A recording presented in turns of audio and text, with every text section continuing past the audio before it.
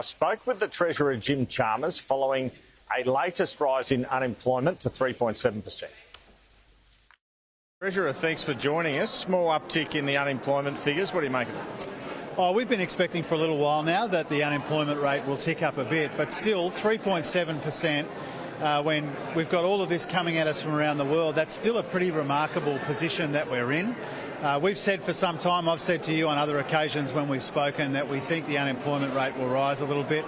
We've seen some of that in the numbers today.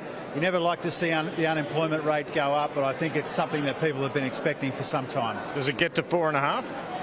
Well, it remains to be seen. I mean, certainly the Treasury forecasts think that unemployment will get to somewhere closer to the middle fours, but the labour market's been incredibly resilient. You know, it's one of the big things we've got going for us. The fact that unemployment has been really extraordinarily low for some time. We've created more jobs in the first year of the Albanese government than any new government on record.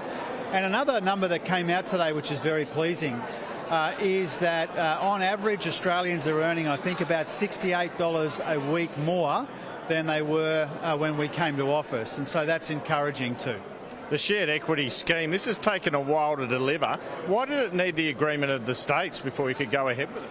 Well, one of the things that became very clear was that we need the states to refer the powers to us. Whenever there's some ambiguity about the relative powers of the states and the Commonwealth, it makes sense for there to be an abundance of caution. And so we needed the states to refer those powers. That will actually take a little bit of time as well, now that there's been an agreement with the states that they refer powers. So we'll see that in the coming months. We'll get the scheme up and running next year. Now, the PM's speech, cost of living, cost of living, cost of living. You personally have been so disciplined in that message because it really is all that Australians care about at the moment. Oh, absolutely. I mean, it's the number one pressure that people are facing, and so it's the number one priority of the Albanese government. The Prime Minister said that, myself, Katie Gallagher said that this morning, and we mean it. Because what we're able to do is we can show that we can have our number one priority to roll out billions of dollars in cost of living relief at the same time as we campaign for the voice, at the same time as we lay the foundations for a stronger economy into the future as well.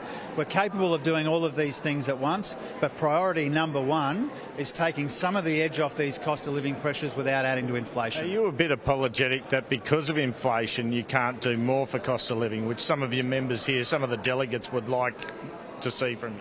Well, it comes from a good place. You know, it comes from a good place. And we help Australians as much as we can within the boundaries and the confines of responsible and methodical economic management.